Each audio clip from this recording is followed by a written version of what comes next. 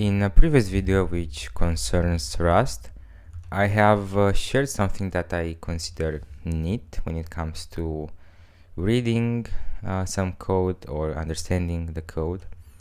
And that part I was referring to is this one. And what I've unsuccessfully tried in the previous video is to find the corresponding implementation in JavaScript.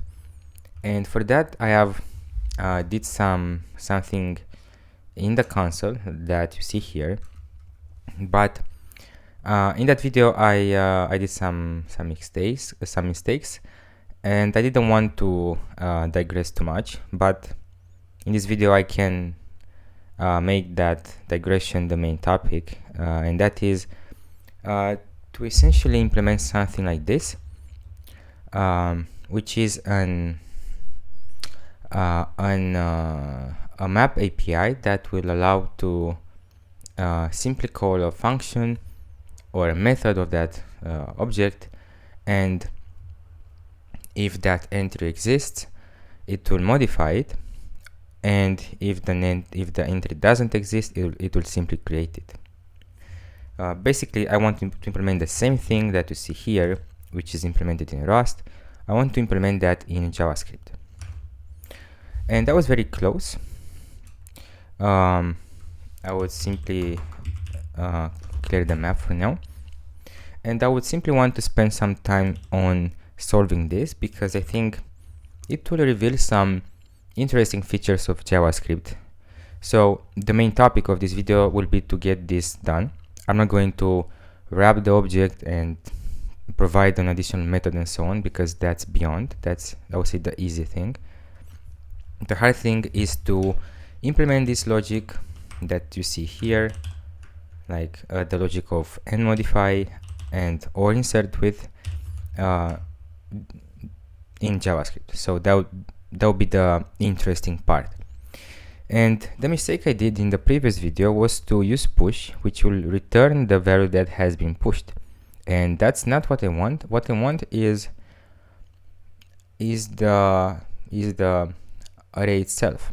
So after doing this, I would want to get something like key maps to 1, but of course that doesn't happen yet, and I was thinking of a way to solve this problem, and I think what I would do, although it won't look very nice, is to simply ensure that I am returning at the end of this expression. I would want to make sure that I'm returning the array that I want essentially to be the entry's value. And for that, I would think of using the power of, I would think in JavaScript it's called the comma operator, which essentially what it means is that if you have something like an expression, another expression, and so on, let's say that you have the end expression, the result of all of this, it will be the last evaluated expression. What I mean by that is, let's say that I have true, true, and false. This by wrapping this in a parenthesis, in a rounded parenthesis, it will evaluate all of them, let's say, sequentially. I think that's rightfully said, and it will return to R the latest evaluated expression, which is false. And I would want to do the same, and I would want to apply the same thing here.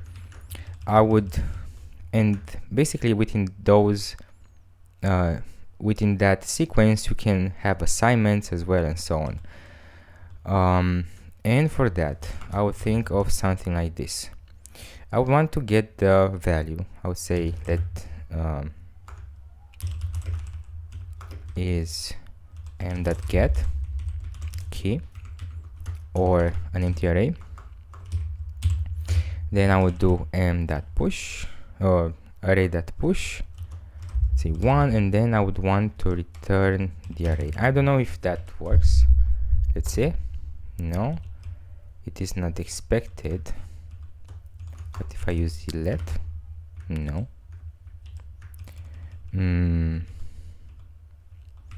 What if I wrap that as well? No. I think I'll have to find another way. I thought this video would be quicker, but it seems I was wrong. Can I undeclare it? Okay, it seems to work. It seems to work.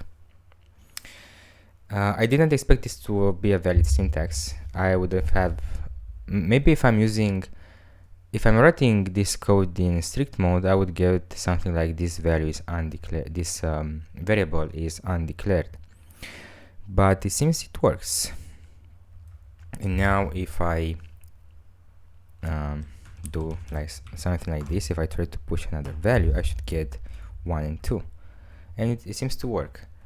And basically in our wrapping or monkey patching implementation, we would simply have those entries, components like the key and the value. We'll receive them as arguments. Okay, so it seems this solved the problem. I would clear this very quickly, and basically this is our implementation.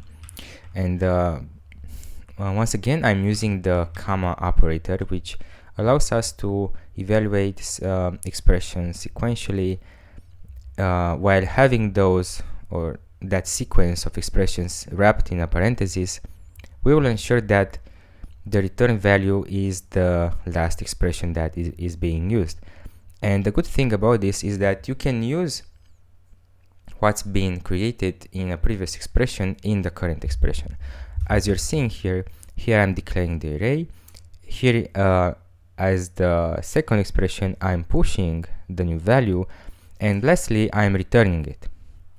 And I think this is the magic of the comma operator. I think that's what it's called.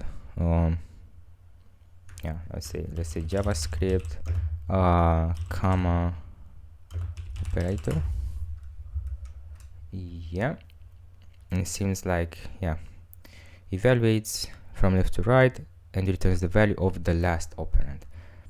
Basically that's the same thing that we've done, but let's say that it's just another example of applying it. So this was my video. This isn't Rust related, but I thought it was a nice challenge to solve in JavaScript. And I personally find this approach elegant as well, although it might not be so readable, but I think it's nice that such features do exist in JavaScript. Thank you for watching, and I'll see you in the next one.